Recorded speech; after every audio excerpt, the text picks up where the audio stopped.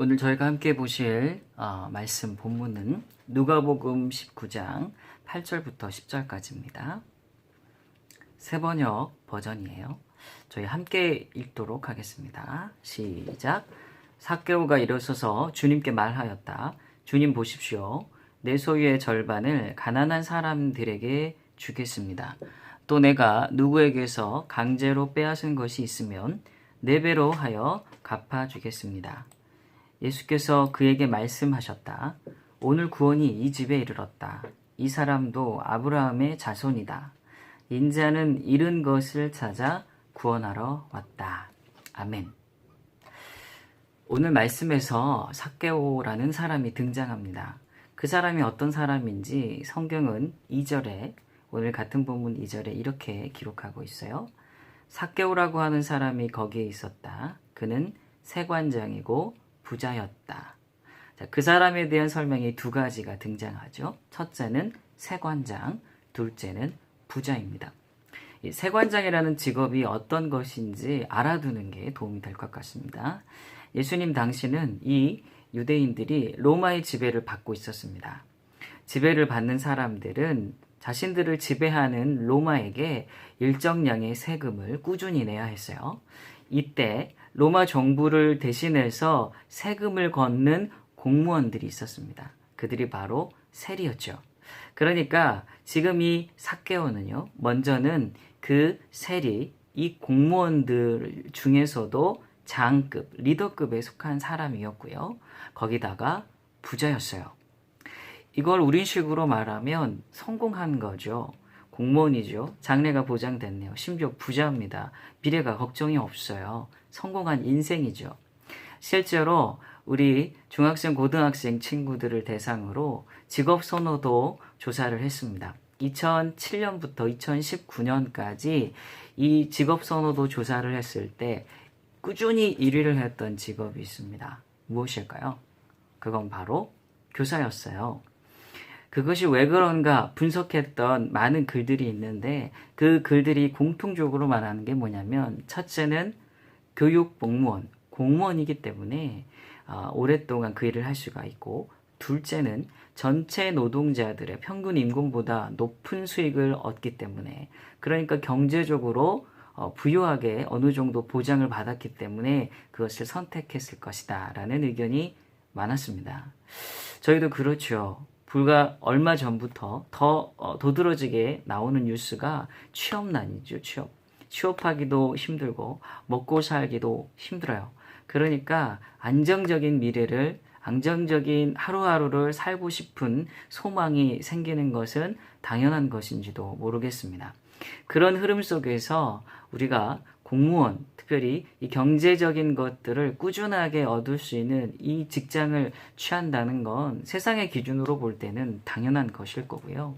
여러분들 중에도, 우리 친구들 중에도 그런 이유로 공무원이나 혹은 이런 비슷한 유의 진로를 생각하는 친구들도 있을 겁니다.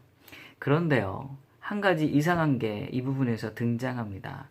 잘 생각해 보면 삭개오는 공무원이고 또 공무원의 장이고요. 심지어 부자이기까지 했습니다. 그 기준대로라면 부족한 게 없죠. 부족한 게 없는 그가 뭐가 아쉬워서 예수님을 그렇게 보고 싶어 했을까요? 그것이 저는 좀 이해가 되지 않았어요. 지난주에, 지지난주군요. 한 청년이 이런 내용의 톡을 보내왔습니다. 직장생활을 하고 있는데 어느 날 이런 생각이 들더라요. 내가 무엇 때문에 이 일을 하지?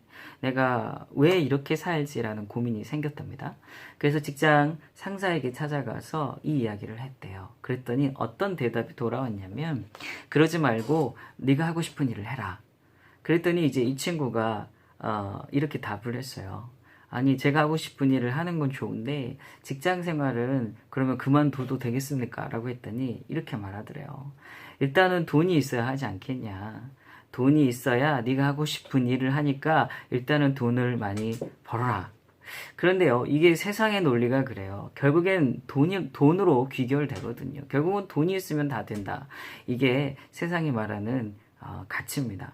돈이 있어야 행복하고요. 돈이 있어야 보장받고요. 돈이 있어야 안정되고요. 돈이 있으면 뭐든지 할 수 있어요. 그게 세상이 말하는 가치죠. 물론 돈이 있으면 조금 더 편안하고 훨씬 살아가는데 도움을 얻는 부분이 있을 수 있습니다. 그런데 돈만 있으면 다 되느냐? 그런 것은 아니더라는 거죠. 그렇게 따지면 삭개오는 예수님을 굳이 찾아와 예수님의 말씀을 듣고 또 이후에 그런 반응을 보일 이유가 전혀 없죠. 그것은 돈으로 다 되는 것만은 아니더라는 거죠. 삭개오는 남부럽지 않은 부를 모았어요. 부를 모으기 위해서 부정도 저지르고 또 세리 중에 리더가 되었지만 그를 존경하는 사람은 없어 보입니다. 키가 작은 그가 예수님을 만나려고 했을 때 무리들이 가로막고 있었어요. 그가 존경받는 사람이었다면 그를 배려해서 길을 비켜주었겠죠. 그러나 그런 흔적은 보이지 않습니다. 심지어 그가 뽕나무에 오르는데 아무도 관심을 갖지 않아요. 딱 한 분, 예수님.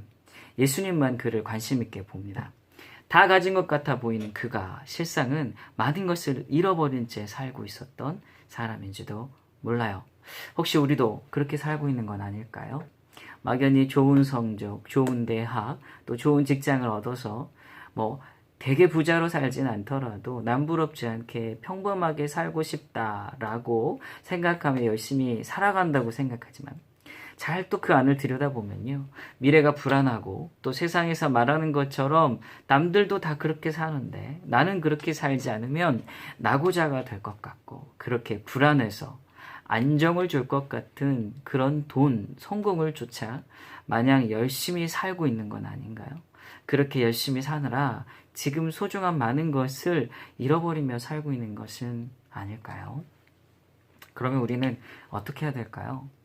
오늘 예수님은 삭개오에게 찾아오십니다. 그리고 삭개오를 향해서 10절에 이렇게 말씀하십니다. 인자는 잃은 것을 찾아 구원하러 왔다. 구원이란 단어 여러분 잘 아시죠? 스스로는 어쩌지 못하는 상태에 빠져있는 그를 다른 사람, 존재가 와서 건져주는 것, 그 상황에서 벗어날 수 있게 도와주는 것, 그것이 바로 구원입니다. 삭개오가 처해 있는 상태, 스스로는 해결할 수 없는 상태, 돈은 있지만 결국 그 돈으로 만족할 수 없고 채워지지 않는 불안과 공허함이 가득한 그 상태, 안정을 줄 것 같은 돈을 쫓아오느라 많은 것을 잃어버린 그 상태, 그곳에서부터 건져주기 위해 오셨다는 겁니다. 어떻게 말입니까? 이 모든 것이 일어난 원인, 바로 죄의 문제를 해결함으로써 그것을 해결하기 위해 오셨다는 거예요. 십자가에 달려 죽으셔서 죄의 심판을 대신 받으셨고 부활하셔서 죄의 힘과 권세를 이기셨습니다. 우리가 살고 있는 세상은 죄의 영향 가운데 있어요. 그 속에서 우리가 들어가 살기 때문에 우리도 죄의 영향을 받습니다. 그런데 이 예수님의 십자가의 복음을 받아들이고 예수님을 주인으로 모시는 사람들은 우리를 둘러싼 죄의 영향으로부터 건져냄을 받을 수 있어요. 구원함을 받을 수 있어요. 자유함을 얻을 수 있는 겁니다. 오늘 예수님은 삭개오를 만나 주신 것처럼 오늘 우리를 찾아오십니다. 미래가 불안해서 잠을 자지도 못하고 그렇다고 딱히 하고 싶은 일이 있는 것도 아니고 하지만 돈이 없으면 안 될 것 같고 그래서 억지로 책도 펴보고 학원도 다녀보지만 도무지 들어오지는 않고 정말 하고 싶은 것이 있기는 하지만 돈이 안 된다는 이유로 취미로만 해라 라는 말을 듣고 또 돈이 많아야 그래야 네가 하고 싶은 일도 한다는 말 때문에 그냥 내 수준에서 그래도 돈을 많이 벌 수 있는 곳을 찾아가느라 나를 그곳에 맞추기 위해서 힘겹게 살아가는 우리와 같은 사람들을 찾아오십니다. 우리가 할 일은 삭개와 같이 주님 저를 만나주세요 라고 주님을 찾는 거예요. 그리고 그렇게 우리가 주님께 나가면 주님은 우리를 만나주실 겁니다. 여러분의 기도, 삭개오가 예수님을 찾았듯이 여러분도 예수님을 찾으시면 그 상황이 스스로 해결되지 않아 괴로워하면서 잠 못 이루는 여러분을 주님이 곧 찾아와 주셔서 이 땅에서 여러분을 둘러싸고 있는 많은 것들에 이렇게 매여 살지 않고 자유롭게 그러나 의미 있게 살아갈 수 있도록 여러분을 인도해 주실 겁니다.